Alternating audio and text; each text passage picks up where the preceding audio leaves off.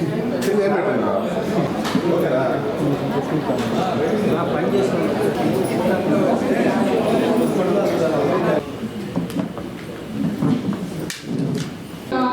అనేది కావాలనే ఉద్దేశంతో చేయటం అనేది మహిళా పక్షపాతాన్ని చెప్పుకోవచ్చు.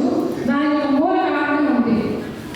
భారత ప్రధాని నరేంద్ర మోడీ గారు మనకు అందిస్తున్నందుకు, అలాగే చంద్రబాబు నాయుడు గారికి, ఇద్దరికీ కూడా భారతదేశ మహిళలందరి తరఫున కూడా ధన్యవాదాలు తెలుపుకుంటున్నాను. నేను దశాబ్దాల నిరీక్షణ, జనాభాలో సగమైన కోట్ల మంది మహిళల ఆత్మ గౌరవానికి గుర్తింపు పొందబోయే రోజు రేపు మన ఈ ఏప్రిల్ 16వ తేదీ ఎప్పటికీ మర్చిపోని రోజుగా చరిత్రలో నిలిచిపోతుందని నేను అనుకుంటున్నాను. అదేవిధంగా మనమందరం, మనకు తెలుసు, మహిళలమైనందుకు ఈరోజు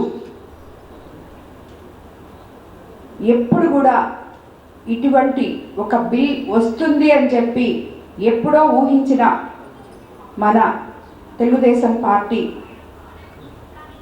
నాయకులు నందమూరి తారక రామారావు గారు ఎప్పుడో 9% రిజర్వేషన్ మహిళలకి అని చెప్పారు.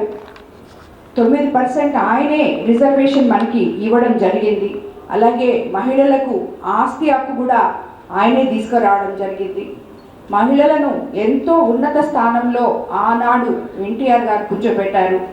దానిని ఈరోజు చంద్రబాబు నాయుడు గారు మహిళలకి ఆత్మ గౌరవాన్ని కానీ, ఆర్థిక ఆలంబనని కానీ ఇచ్చి మహిళ ఆర్థికంగా నిలబడే విధంగా ముందుకు తీసుకెళ్తున్నారు. అలాంటి ఎప్పుడు మహిళలకి అండగా ఉండే ఈ తెలుగుదేశం ప్రభుత్వం అధికారంలో ఉన్నప్పుడు, కూటమి ప్రభుత్వంలో భాగస్వామ్యం అయినప్పుడు ఈ బిల్ మనకి రావడం చాలా గొప్ప విషయం. రేపు 16వ తేదీ పార్లమెంట్లో మహిళా రిజర్వేషన్ 33%ని అమలుపరిచే విధంగా, అంగీకరించే విధంగా పరుస్తారు. కాబట్టి మేము మహిళలందరం కూడా ఈరోజు కోవూరు ఎమ్మెల్యే అయినటువంటి వేమిరెడ్డి ప్రశాంత్ మేడం గారి ఆధ్వర్యంలో, ముఖ్యంగా మన నెల్లూరు పార్లమెంట్లో మొట్టమొదట ఒక మహిళా నాయకురాలుగా గెలిచినటువంటి ప్రశాంత్ మేడం గారు, మహిళా రిజర్వేషన్ అంటేనే ఈరోజు మన యొక్క ప్రశాంత్ మేడం గారి మా అందరికీ కూడా ఇన్స్పిరేషన్. ఇలాంటి మహిళా రిజర్వేషన్ ఆమోదం తెలుపుతున్నటువంటి నరేంద్ర మోడీ గారికి మరి కూటమి ప్రభుత్వానికి కృతజ్ఞతలు తెలియపరుస్తూ సంఘీభావం తెలిపే విధంగా ఈరోజు ప్రెస్ మీట్ పెట్టుకోవడం జరిగింది. మనం మహిళల 33% రిజర్వేషన్ బిల్లు 16వ తేదీ పాస్ అవుతుంది.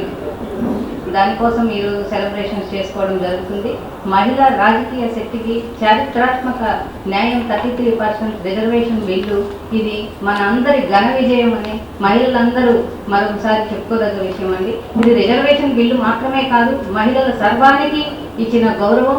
ఇది చట్టం మాత్రమే కాదు, సమాజ మార్పుకు కూడా శ్రీకారం చుడుతుంది.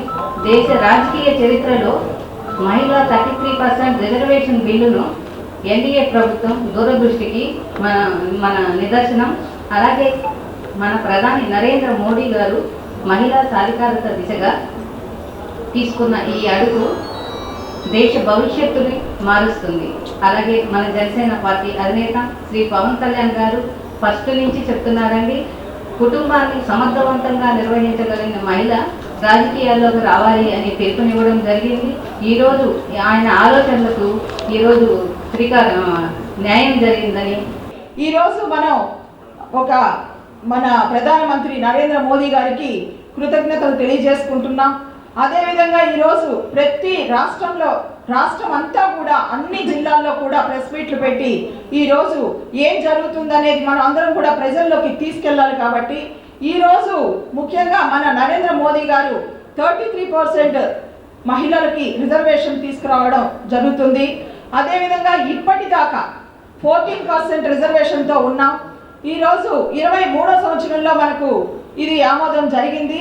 అయినా కూడా దీన్ని ముందుకు తీసుకెళ్లకుండా, అదేవిధంగా మహిళలకి ఎటువంటి రక్షణ అనేది లేకుండా ఎక్కడైనా కూడా రిజర్వేషన్లు చెప్తున్నారే కానీ దాన్ని పాటించిన దాఖలాలు లేదు. ఈరోజు మన నరేంద్ర మోదీ గారు రేపు జరగబోయే 16, 18 ఒక పార్లమెంట్లో దీన్ని తీసుకొని వచ్చి మనకు 33 రిజర్వేషన్ని జరిపిస్తున్నారు.